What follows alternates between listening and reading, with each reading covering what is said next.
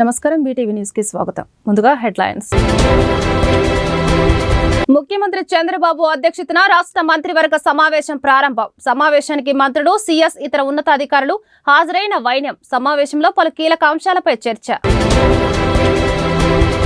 ఢిల్లీలో ఒక high court judge ఇంట్లో 500 కోట్లు అవినీతి సొమ్ము దొరికిందని, దానిపై ఎందుకు మీడియా ప్రశ్నించట్లేదని కేంద్ర మాజీ మంత్రి చింతామోహన్ వెల్లడి. ఇది ముమ్మాటికి కేంద్ర ప్రభుత్వానికి తెలిసి జరిగిందని వ్యాఖ్య. ఆ డబ్బు ఒక రిటైర్డ్ చీఫ్ జస్టిస్ది అని చెబుతున్నారని ఆరోపణ.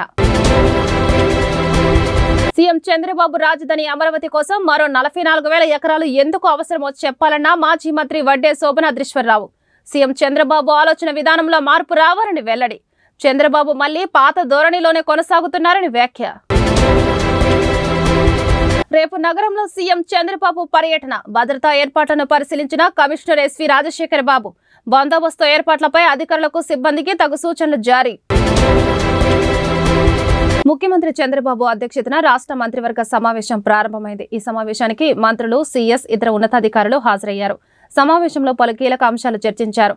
CRDA 46వ అథారిటీ నిర్ణయాలకు మంత్రివర్గం ఆమోదం తెలపనుంది. అలాగే ఈ 5వ SIPB సమావేశంలో ఆమోదించిన పరిశ్రమల ఏర్పాటుకు రాష్ట్ర మంత్రివర్గం గ్రీన్ సిగ్నల్ ఇవ్వనుంది. ముఖ్యమంత్రి చంద్రబాబు అధ్యక్షతన మంత్రివర్గ సమావేశం ప్రారంభమైంది. అమరావతి సచివాలయం మొదటి బ్లాక్ లో ఉదయం 11 గంటలకు ప్రారంభమైన సమావేశానికి మంత్రులు, ప్రభుత్వ ప్రధాన కార్యదర్శి విజయానంద్, ఇతర శాఖల ఉన్నతాధికారులు పాల్గొన్నారు. సమావేశంలో పలు అంశాలపై చర్చించి మంత్రిమండలి కీలక నిర్ణయం తీసుకుంది. అమరావతి రాజధాని నిర్మాణంలో ఫేజ్ 2 భూసేకరణపై చర్చించి నిర్ణయం తీసుకోనున్నారు. అలాగే అమరావతి పునః ప్రారంభ పనులకు ప్రధానమంత్రి నరేంద్ర మోడీ హాజరు కానున్నారు. ఈ నేపథ్యంలో సభ ఏర్పాట్లు, ఇతర అంశాలపై కేబినెట్లో చర్చించనున్నారు. దీంతో పాటు CRDA 46వ అథారిటీ సమావేశంలో తీసుకున్న నిర్ణయాలకు కేబినెట్ ఆమోదం తెలపనుంది. అమరావతి నిర్మాణం కోసం అవసరమైన నిధులు సమీకరించేందుకు CRDA కమిషనర్కు మంత్రివర్గం అనుమతి ఇవ్వనుంది. రాజధాని పరిధిలో 92 పనులకు గాను 65,000 కోట్లు అవసరం అవుతాయని అంచనా వేసింది.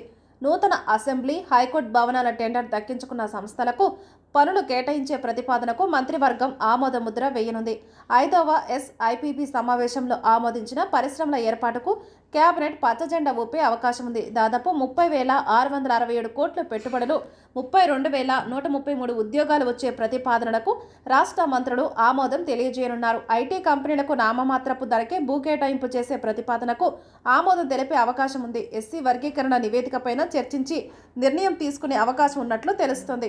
ఢిల్లీలో ఒక హైకోర్టు జడ్జి ఇంట్లో 500 కోట్లు అవినీతి సొమ్ము దొరికిందని, దానిపై ఎందుకు మీడియా ప్రశ్నించట్లేదని కేంద్ర మాజీ మంత్రి చింతామోహన్ పేర్కొన్నారు. ఈ మేరకు మంగళవారం గాంధీనగర్ ప్రెస్ క్లబ్ లో ఆయన మాట్లాడారు. ఇది ముమ్మాడికి కేంద్ర ప్రభుత్వానికి తెలిసి జరిగిందని, ఈ డబ్బు ఒక రిటైర్డ్ చీఫ్ జస్టిస్ది అని చెబుతున్నారని ఆరోపించారు. సమాధానం చెప్పకపోతే ప్రధాని మోదీ, చీఫ్ జస్టిస్లు రాజీనామాలు చేయండి అన్నారు.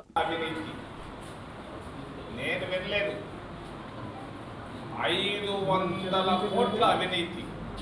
మూడోది మాదిగా వర్గీకరణ. నేను నిన్న ఢిల్లీలో ఉన్నాను.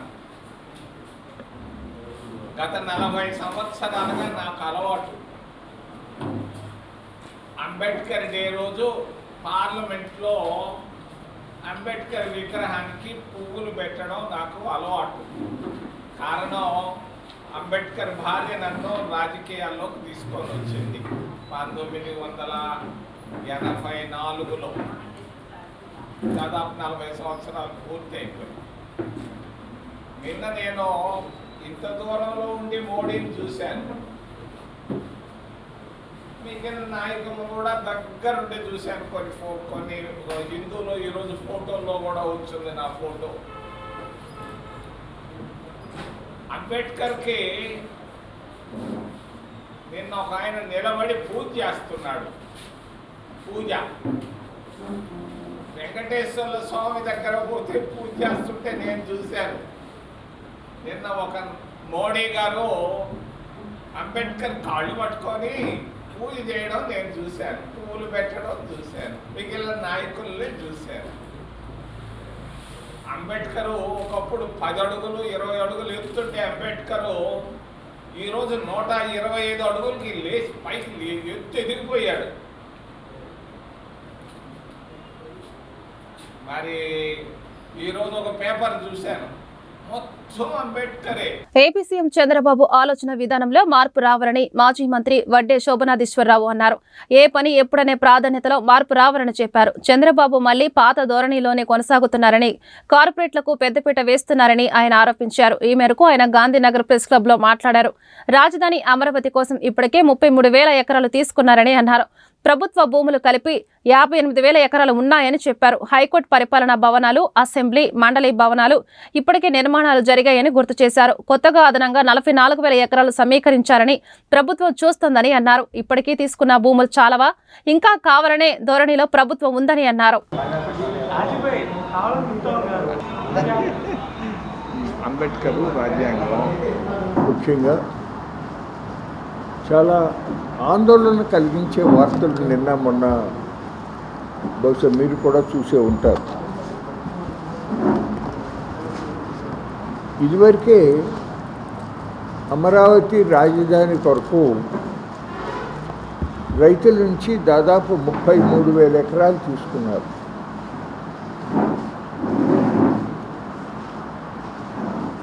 రోడ్లు కానీ, వాగులు కానీ, కొండలు కానీ అన్నీ కలిపి దాదాపు 58,000 ఎకరాల విస్తీర్ణం ఉంది. అంతకు ముందే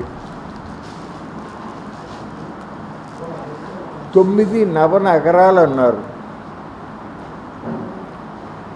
58,000 ఎకరాలలో సెక్రటేరియట్, అసెంబ్లీ, కౌన్సిల్, హైకోర్టు, అట్లాగే ఇవన్నీ కలిపి వచ్చేది పరిపాలనా వ్యవస్థకు సంబంధించి, అట్లాగే వాళ్ళ రెసిడెన్షియల్ కాంప్లెక్సెస్ సంబంధించి అవసరమైనటువంటి భూమి 2,700 ఎకరాలు మాత్రమే. మిగిలింది నవనగరాలు ప్లస్ కొంత భూమి, ఇంకా 6,000 ఎకరాలు స్పేర్గా మిగిలి ఉంటుంది. ఇంతవరకు అందులో తాత్కాలిక భవనాలనే పేరు మీదుగా నిర్మాణం చేసిన. నగరంలో ముఖ్యమంత్రి పర్యటన సందర్భంగా భద్రతా ఏర్పాట్లను నగర పోలీస్ కమిషనర్ ఎస్వి రాజశేఖర్ బాబు పరిశీలించారు. భద్రతా పరంగా ఎటువంటి చిన్న లోపాలు లేకుండా కట్టుదిట్టమైన భద్రతా చర్యలు చేపట్టాలని ఉన్నతాధికారులకు సిపి ఆదేశాలు జారీ చేశారు. 16వ ఫైనాన్స్ కమిషన్ ఆఫ్ ఇండియా బృందం వారి ఎన్టీఆర్ జిల్లా పర్యటన నేపథ్యంలో రేపు భవానీపురం పోలీస్ స్టేషన్ పరిధిలోని హరిత బెరం పార్కు నందు రాష్ట్ర ప్రభుత్వం తరపున ఏర్పాటు చేయు కార్యక్రమానికి సీఎం చంద్రబాబు పాల్గొంటున్న నేపథ్యంలో నేడు నగర police commissioner SV Rajasekhar Babu, AP finance additional secretary J Nivas, ఇతర శాఖల అధికారులతో కలిసి ఏర్పాట్లను పరిశీలించారు. భవానీపురం పోలీస్ స్టేషన్ పరిధిలోని హరిత బేరం పార్కు మరియు పరిసర ప్రాంతాలను పరిశీలించి ఏర్పాటు చేయు బందోబస్తు ఏర్పాట్లపై అధికారులకు, సిబ్బందికి తగు సూచనలు, సలహాలను అందజేశారు. అనంతరం భద్రతా పరంగా ఎటువంటి చిన్న లోపాలు లేకుండా కట్టుదిట్టమైన భద్రతా చర్యలు చేపట్టాలని ఉన్నత అధికారులకు ఆదేశాలు జారీ చేశారు. ఎటువంటి అవాంఛనీయ సంఘటనలు జరగకుండా అన్ని శాఖల అధికారులు సమన్వయంతో అప్రమత్తంగా పటిష్టమైన బందోబస్తు ఏర్పాట్లు, ఎటువంటి ఇబ్బందులు లేకుండా అవసరమైన ఇతర మార్గాలను నిర్దేశించే విధంగా వాహనాల రద్దీ ఏర్పడకుండా పటిష్టమైన బందోబస్తు ఏర్పాట్ల గురించి అధికారులకు పలు సలహాలను అందించడం జరిగింది. పార్కింగ్ ప్రదేశాలు, పరిసర ప్రాంతాలలో ట్రాఫిక్స్ కు అంతరాయం కలగకుండా పలు చర్యలు చేపట్టారు. ఈ పరిశీలనలో కమిషనర్తో పాటు డీజీపీలు KGV Saritha, Krishnamurthy Naidu, NVD Prasad, ADCP G Ramakrishna, పశ్చిమ ఏసీపీ దుర్గారావు సిబ్బంది పాల్గొన్నారు. జక్కంపూడిలోని జేఎన్ఎన్యూఆర్ఎం కాలనీలో రాకేష్ ఇంగ్లీష్ మీడియం యూపీ స్కూల్ను మైలవరం ఎమ్మెల్యే కృష్ణప్రసాద్ ప్రారంభించారు. జేఎన్ఎన్యూఆర్ఎం కాలనీలో పేదలు ఎక్కువగా ఉండటం వల్ల కేవలం సేవా దృక్పథంతోనే ఈ రాకేష్ స్కూల్ను ప్రారంభించడం జరిగిందని, ఈ స్కూల్ని ఏర్పాటు చేసిన డైరెక్టర్ ఎన్వి రావును ఆయన అభినందించారు. విజయవాడ రూరల్ మండలం జక్కంపూడిలోని జేఎన్యూఆర్ఎం కాలనీలో రాకేష్ ఇంగ్లీష్ మీడియం యూపీ స్కూల్ను మైలవరం శాసన సభ్యులు వసంత వెంకట కృష్ణప్రసాద్ ప్రారంభించారు. ఈ సందర్భంగా సరస్వతీదేవి చిత్రపట వద్ద జ్యోతి ప్రజ్వలన చేశారు.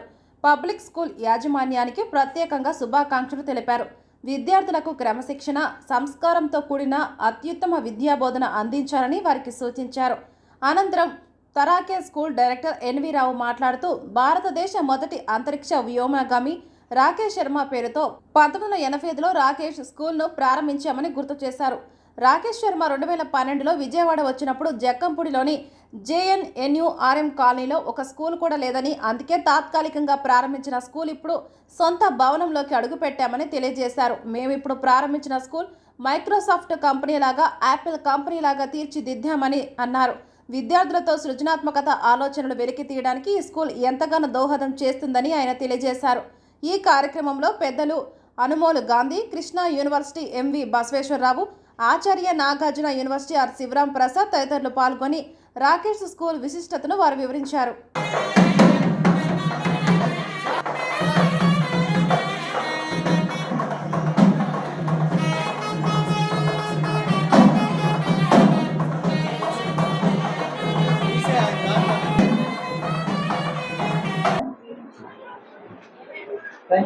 రాకేష్ విద్యా సంస్థలో నూతన ప్రాంగణంలో కొత్త బిల్డింగ్ ఏర్పాటు చేసుకొని రావు గారు ప్రారంభోత్సవం ఏర్పాటు చేస్తే వారి ఆత్మీయులందరం వచ్చి ప్రారంభోత్సవ కార్యక్రమం పాల్గొనడం జరిగింది. ఇది వ్యాపార సంస్థ అని కాదు, కేవలం వారి సేవా దృక్పథంతో ఈ సంస్థను నడుపుతా ఉన్నారు.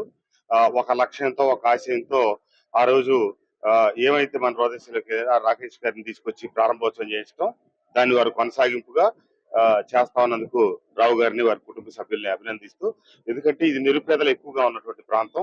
ఈ ప్రాంతంలో బిడ్డలకి నెలకి 600 రూపాయలు 700 రూపాయలతో ఫీజులతో ప్రైవేట్ విద్యా సంస్థలు నడుస్తాయి అంటే అది ఊహకందని విషయం.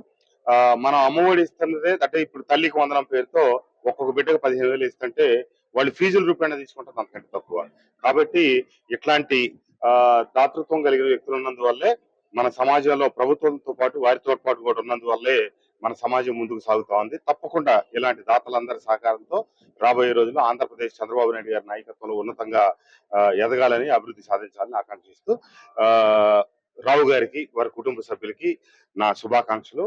ఈ ప్రాంతాల్లో ఏర్పాటు చేసినందుకు మొదటి అంతరిక్ష రాకేష్ శర్మ గారి పేరుతో 1985లో మేము మెయిన్ బ్రాంచ్ స్టార్ట్ చేసినప్పటికీ కూడా 2012లో వారు స్వయంగా రాకేష్ శర్మ గారు విజయవాడ వచ్చినప్పుడు శుభ సందర్భంలో వైఎస్ఆర్ కాలనీలో ఒక్క స్కూల్ కూడా లేదు. ఆ రోజుల్లో మేము ఒక రెంటెడ్ ప్రాంగణంలోని రాకేష్ శర్మ గారి చేత స్కూల్ ని ఓపెన్ చేయించడం జరిగింది.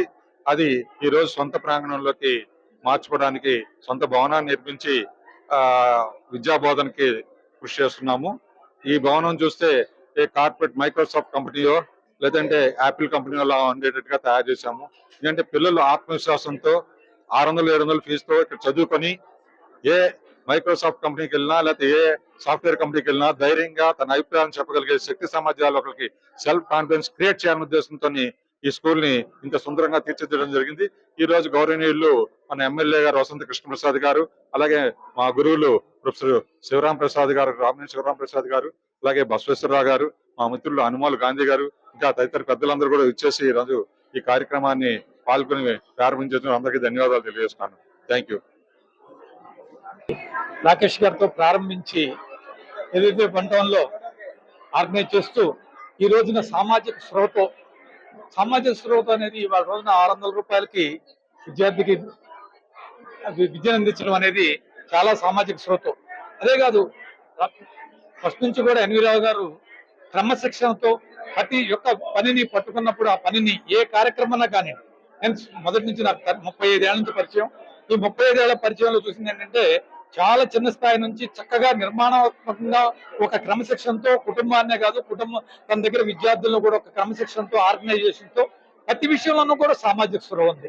ఈ విషయంలోనే కాదు, సంఘాలు మెయింటైన్ చేసే విషయంలో కానీ అన్ని విషయాల్లోనూ కూడా సామాజిక స్పృహతో పనిచేస్తూ వారికి శుభం జరగాలని ఆశిస్తూ గారి చేతుల మీదుగా ప్రారంభించబడిన శ్రీ రాకేష్ పబ్లిక్ స్కూల్ ఈరోజు నూతన భవన నిర్మాణం జరగటం, మన గౌరవ శాసనసభ్యులు వసంత కృష్ణప్రసాద్ గారు ప్రారంభోత్సవానికి రావటం, దాంతోపాటు మేమందరం భాగస్వాములు కావటం, కృష్ణా విశ్వవిద్యాలయ పరిధిలో ఉన్న ఈ 3 జిల్లాల పరిధిలో ఒక మంచి పాఠశాల రావటం, అందుట్లో ఈ తక్కువ ఇన్కమ్ ఆదాయ పరిమితులు ఉన్న ఆ ప్రాంతాల్లో ఒక మంచి స్కూల్ని స్థాపించడం అంటే కట్టగలిగిన స్తోమత లేని వాళ్ళందరూ చదువుకోవటానికి ఈ పాఠశాల ఉపయోగపడుతుందని భావిస్తూ మా కృష్ణా విశ్వవిద్యాలయం తరఫున ఈ పాఠశాల యాజమాన్యాన్ని, ఇక్కడికి ఇచ్చేసిన పెద్దలందరికీ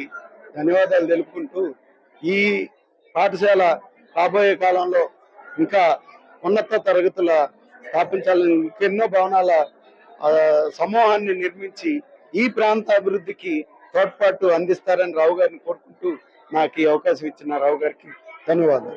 P4 విధానంతో రాష్ట్రంలో పేదరికాన్ని రూపుమాపేందుకు సీఎం చంద్రబాబు పారిశ్రామికవేత్తలను భాగస్వామ్యం చేస్తున్నారని విజయవాడ తూర్పు ఎమ్మెల్యే గద్దె రామ్మోహన్ అన్నారు.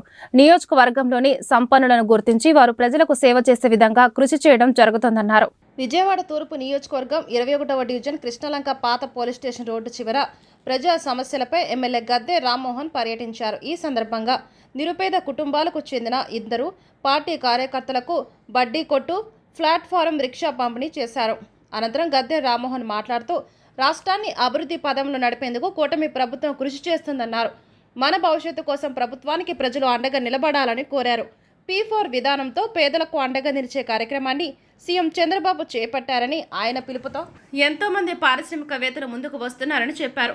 నియోజకవర్గాల వారీగా ఆ ప్రాంతంలోని సంపన్నులను గుర్తించి ప్రజాసేవలో భాగస్వామ్యం చేయడం జరుగుతుందన్నారు. ప్రధాని Narendra Modi, CM Chandrababu, deputy CM Pawan కళ్యాణ్లు రాష్ట్ర అభివృద్ధి కోసం పాటు విశేషంగా కృషి చేస్తున్నారని తెలిపారు. ఈ కార్యక్రమంలో డివిజన్ నేతలు పాల్గొన్నారు.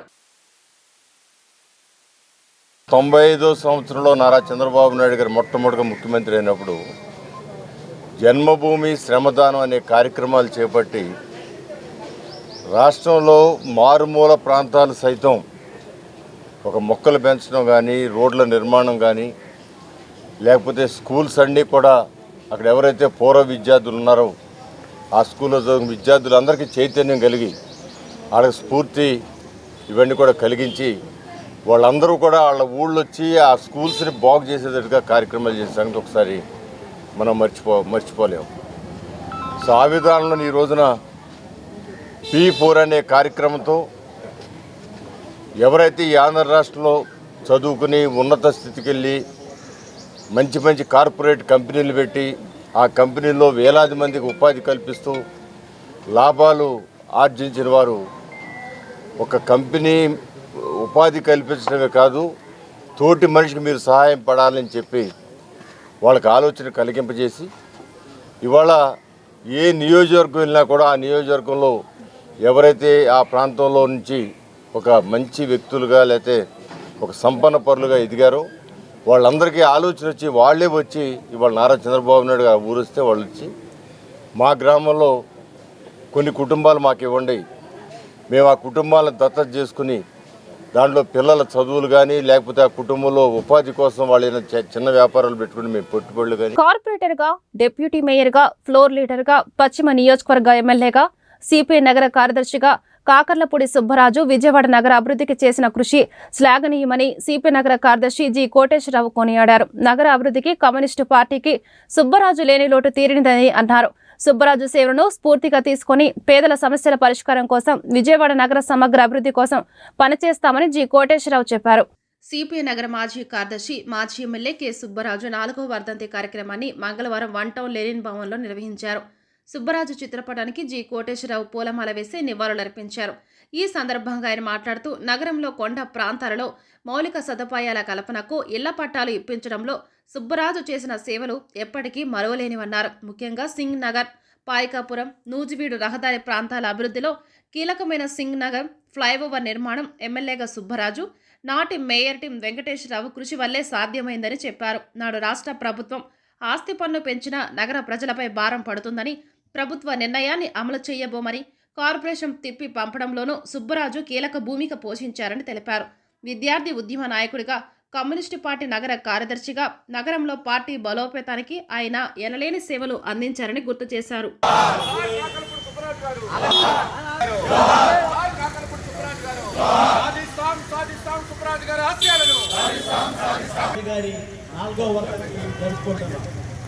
ఈ వర్గానికి మన నగర కార్యదర్శి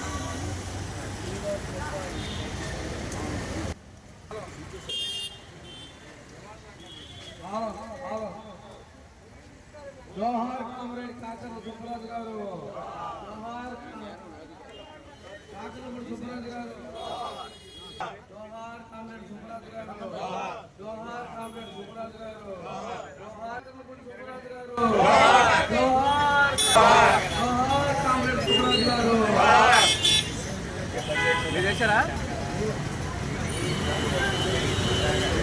సిపిఐ విజయవాడ నగర మాజీ కార్యదర్శి, పశ్చిమ నియోజకవర్గం మాజీ శాసనసభ్యులు కామ్రేడ్ కాకర్లపూడి సుబ్బరాజు గారి 4వ వర్ధంతి జరుపుకుంటా ఉన్నాం. కామ్రేడ్ సుబ్బరాజు గారు విజయవాడ నగరంలో ప్రజాప్రతినిధిగా, కార్పొరేటర్ గా, నగరపాలక సంస్థలో డిప్యూటీ మేయర్ గా, ప్రధాన ప్రతిపక్ష నాయకుడిగా, అలాగే శాసనసభ్యులుగా పనిచేస్తున్నటువంటి కాలంలో ప్రజాప్రతినిధిగా నగర సమగ్రాభివృద్ధిలో తన వంతు పాత్ర వహించినటువంటి కామ్రేడ్ సుబ్బరాజు గారి యొక్క సేవలు ఈ రోజున శ్లాఘనీయం. ముఖ్యంగా సింగనగర్, పాయకాపురం, నూజివీడు ప్రాంతాల అభివృద్ధి జరిగాయంటే ఆ అభివృద్ధికి ప్రధానమైనటువంటి కారణం సింగనగర్ ఫ్లైఓవర్. ఒకనాడు సింగనగర్ ఫ్లైఓవర్ లేకపోయినటువంటి రోజులు చూసినట్లయితే సత్యనారాయణ థియేటర్ దగ్గర రైలు వచ్చి ఆగేటటువంటి క్రమంలో గంటల కొలది ప్రజలు వేచి చూడాల్సినటువంటి పరిస్థితి ఏర్పడేది. ఆ ఇబ్బందులు గమనించి సింగనగర్ ఫ్లైఓవర్ నిర్మాణానికి శ్రీకారం చుట్టింది కామ్రేడ్ సుబ్బరాజు గారు ఎమ్మెల్యేగా. ఆ రోజు ఉన్నటువంటి మేయర్ టి వెంకటేశ్వరరావు గారికి మేయర్ గా ఉన్నటువంటి కాలంలో సింగనగర్ ఫ్లైఓవర్ నిర్మాణం చేపట్టడం జరిగింది. అంతేకాదు ప్రధానంగా విజయవాడ నగరంలో కార్పొరేటర్ గా సుదీర్ఘ కాలం పనిచేసేటటువంటి క్రమంలో అటు ఇంటి పన్నులు పెంచేటటువంటి దానికి రాష్ట్ర ప్రభుత్వం పిలుపునిచ్చినా దాన్ని నిరాకరించడం, అలాగే అనేక మౌలిక సదుపాయాలు కొండ ప్రాంతాల్లో మౌలిక సదుపాయాల కల్పనలో కానివ్వండి, పట్టాలు ఇప్పించడంలో కానివ్వండి, కొండ ప్రాంతాల్లో ఉన్నటువంటి ప్రజలకు పట్టాలు ఇప్పించేటటువంటి దాంట్లో ప్రధానమైనటువంటి ప్రజాప్రతినిధిగా భూమిక పోషించాడు కామ్రేడ్ సుబ్బరాజు. కామ్రేడ్ సుబ్బరాజు గారు విద్యార్థి దశ నుంచి కూడా ఏఐఎస్ఎఫ్ నాయకుడిగా, అలాగే అనేక అనంతరం పార్టీ నాయకుడిగా విజయవాడ నగరంలో కమ్యూనిస్టు ఉద్యమానికి తన వంతు పాత్ర వహించినటువంటి అమరావతి విస్తరణకు సీఎం చంద్రబాబు మరలా 44,670 ఎకరాలను కావాలని ప్రకటన చేయడాన్ని తాము వ్యతిరేకిస్తున్నామని బహుజన సమాజ్ పార్టీ రాష్ట్ర ప్రధాన కార్యదర్శి బచ్చులకూర పుష్పరాజు తెలిపారు. ఈ మేరకు ఆయన గాంధీనగర్ ప్రెస్ క్లబ్ నందు విలేకరుల సమావేశం జరిపారు. ఈ సందర్భంగా ఆయన మాట్లాడుతూ రాష్ట్రం విడిపోయిన తర్వాత ముఖ్యమంత్రి అయిన చంద్రబాబు అమరావతి రాజధాని కోసం 33,000 ఎకరాలను సేకరించారని, అమరావతిలో 3 పంటలు పండే భూమిని రైతులు ఇచ్చారని గుర్తు చేశారు. రైతుల గొడవలతో, తాత్కాలిక భావనలతో చంద్రబాబు పాలన మొత్తం కాలయాపన చేశారని విమర్శించారు. మరలా 2024లో గెలిచిన తర్వాత ప్రపంచంలో రాజధానిగా అమరావతిని చూపించారని, అమరావతి విస్తరణకు మరో 40,676 ఎకరాలను కావాలనుకోవడం సమంజసం కాదని అభిప్రాయం వ్యక్తం చేశారు. ఈ భూసేకరణ ప్రారంభమైతే అమరావతి రైతుల్లో ఆందోళన నెలకొంటుందని తెలిపారు. కేవలం రాజధాని అమరావతి కోసమే చంద్రబాబు కార్పొరేటర్లకు, రియల్ ఎస్టేట్లకు దోచిపెడుతున్నారని ఆరోపించారు. ప్రశ్న తర్వాత పెడతాం సార్. ఇక్కడ కుర్రోడు వచ్చి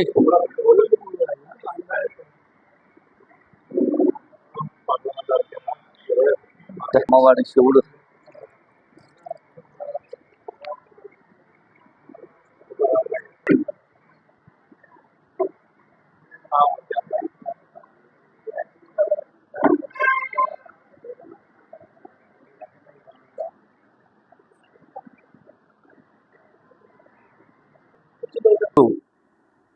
బచ్చలకూర పుష్పరాజు. నేను బహుజన్ సమాజ్ పార్టీ రాష్ట్ర ప్రధాన కార్యదర్శి. ఈరోజు మా రాష్ట్ర అధ్యక్షులు శ్రీ బందెల గౌతమ్ కుమార్ గారి ఆదేశాల మేరకు ఈ ప్రెస్ మీట్ని సహచర రాష్ట్ర కార్యదర్శి కొదమల ప్రభుదాస్ గారు, అలాగే ఎన్టీఆర్ జిల్లా అధ్యక్షులు ఉదయ్ కిరణ్ గారు, అలాగే కృష్ణా జిల్లా అధ్యక్షులు గుంటూరు నాగేశ్వర గారు, ఎన్టీఆర్ జిల్లా ఉపాధ్యక్షులు శామ్యుల్ కుమార్ గారు, జనరల్ సెక్రటరీ కేవి రత్నం గారు, అలాగే మా జిల్లా ఇన్ఛార్జి గాలంకి వెంకటేశ్వరరావు గారితో కలిసి ఈ ప్రెస్ మీట్లో పాల్గొనడం జరుగుతూ ఉంది. ఈ ప్రెస్ మీట్ యొక్క ప్రధాన ఉద్దేశం ఏంటంటే, మన ఆంధ్రప్రదేశ్ రాష్ట్ర గౌరవ ముఖ్యమంత్రి శ్రీ చంద్రబాబు నాయుడు గారు మరి మొన్న మళ్ళీ అమరావతి విస్తరణ పనుల పేరుతో 44,676 ఎకరాలు సేకరించాలనేటువంటి ఒక ప్రకటనని వారు జారీ చేశారు. ఆ క్రమంలో కార్యాచరణ ప్రారంభించారని చెప్పని తెలిసినటువంటి నేపథ్యంలో ఈ చర్యని ఖండిస్తూ బహుజన్ సమాజ్ పార్టీ ఆంధ్రప్రదేశ్ రాష్ట్ర వైద్య విధానంలో వస్తున్న మార్పులకు అనుగుణంగా పాలకులు తీసుకోవాల్సిన జాగ్రత్తలపై ఈ నెల 20వ తేదీన నగరంలోని మాకినేని బసవపున్నయ్య విజ్ఞాన కేంద్రంలో ఆంధ్రప్రదేశ్లో వైద్య ఆరోగ్య రంగం మెడికల్ కళాశాల ప్రైవేటీకరణ ప్రభావాలపై రాష్ట్ర స్థాయి సెమినార్ నిర్వహిస్తున్నామని ప్రజా ఆరోగ్య వేదిక రాష్ట్ర గౌరవ అధ్యక్షులు డాక్టర్ సాయి ప్రసాద్ తెలిపారు. ప్రజలకు ప్రభుత్వ వైద్యం అందుబాటులో లేకపోవడంతో వేలాది మంది ప్రజలు ప్రైవేటు వైద్యం చేయించుకోలేక ప్రాణాలు కోల్పోతున్నారని ఆవేదన వ్యక్తం చేశారు. నగరంలోని బాలోత్సవ భవన్లో ఏర్పాటు చేసిన ప్రజా ఆరోగ్య వేదిక విలేకరుల సమావేశంలో రాష్ట్ర స్థాయి సెమినార్ కరపత్రాలను విడుదల చేశారు. ఈ సందర్భంగా డాక్టర్ సాయి ప్రసాద్ మాట్లాడుతూ ఈ నెల 20వ తేదీన జరగనున్న రాష్ట్ర స్థాయి సెమినార్ కు మాజీ ఐఏఎస్ అధికారి doctor PV Ramesh, doctor David Sudhakar, పలువురు వైద్యులు హాజరవుతారని చెప్పారు.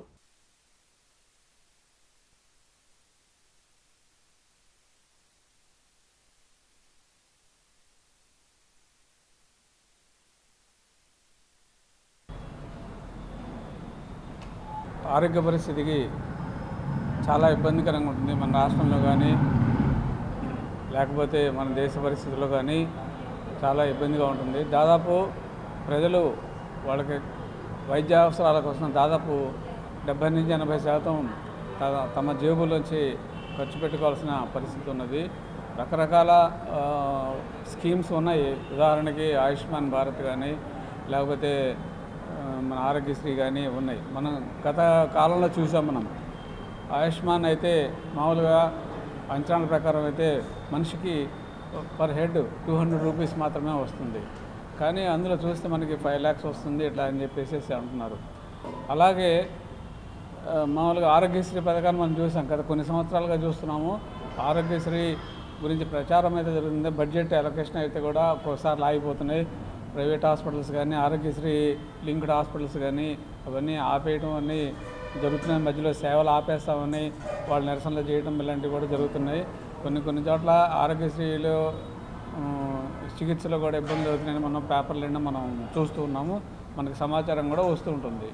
ఇటువంటి పరిస్థితుల్లో ప్రజారోగ్య వేదిక రాష్ట్ర కమిటీ తరఫున మేమందరం ఒక సెమినార్ కండక్ట్ చేస్తున్నాము.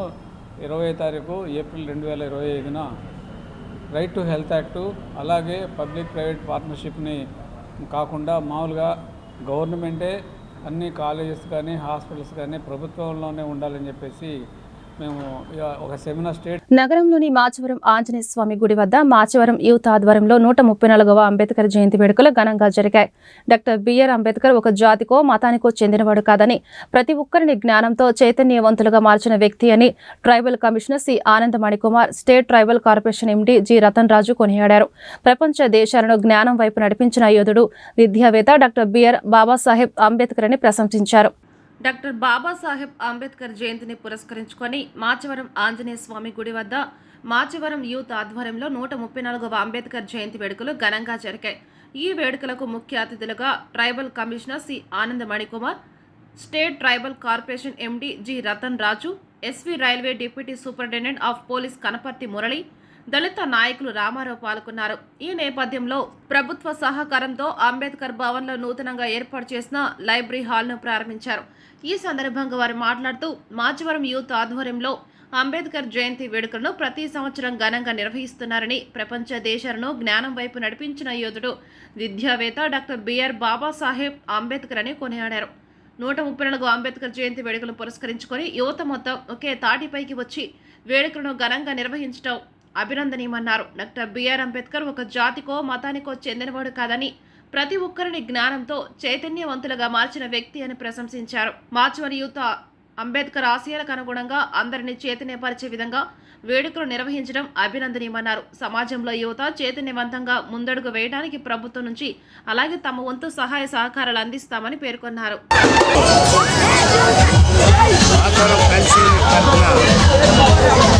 డాక్టర్ బిఆర్ అంబేద్కర్ 134వ జయంతి ఉత్సవాల్ని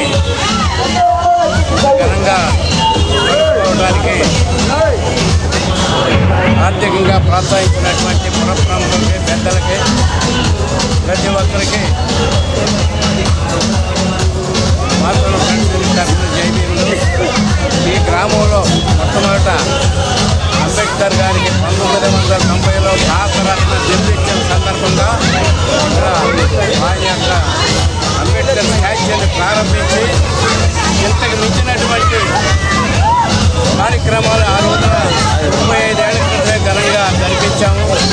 వాళ్ళని ఈ రోజు వరకు కూడాను ఎక్కడ ఆపకుండా ఆ పెద్ద తరాల వాళ్ళు లేకపోయినా వాళ్ళ స్ఫూర్తితో చిన్నతరం వాళ్ళు మేము ఈ రోజు వరకు కూడాను ప్రతి సంవత్సరం ఏప్రిల్ 14 అంబేద్కర్ గారి జయంతిని క్రమం తప్పకుండా భక్తితోనూ ఆయన మీద ఉన్నటువంటి ప్రేమతోనూ ఆయన ఆశయాల్ని కొనసాగిస్తూ మరి కార్యక్రమాన్ని ఈ రీతిగా ప్రారంభిస్తున్నందుకు గ్రామ ప్రజలందరికీ మేతరం ఫ్రెండ్స్ తరఫున అంబేద్కర్ గారి 134వ జయంతిని మార్చవరం ఎంఎఫ్యు ఆధ్వర్యంలో ఎంతో ఘనంగా నిర్వహిస్తున్నాం.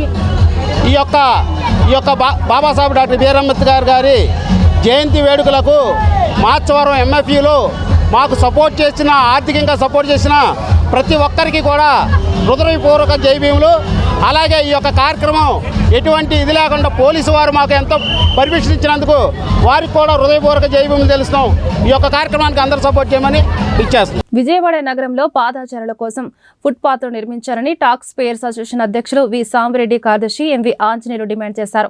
పాదాచారులు ప్రమాదకర పరిస్థితుల్లో రోడ్లపైన నడుస్తున్నారని, ఈ ప్రమాదకర పరిస్థితిని దృష్టిలో ఉంచుకొని ఫుట్పాత్లు ఆక్రమణకు గురి కాకుండా నడవడానికి అనుకూలంగా నిర్వహించాలని డిమాండ్ చేశారు. విజయవాడ నగరంలో పాదాచారుల కోసం ఫుట్పాత్ను నిర్మించాలని కోరుతూ టాక్స్ పేయర్స్ అసోసియేషన్ కార్యాలయం నందు మీడియా సమావేశం నిర్వహించడం జరిగింది. ఈ సందర్భంగా టాక్స్ పేయర్స్ అసోసియేషన్ కార్యాలయం నందు నిర్వహించిన విలేకరుల సమావేశంలో అధ్యక్షులు వి సాంబరెడ్డి, కార్యదర్శి ఎంవి ఆంజనేయులు మీడియాతో మాట్లాడారు.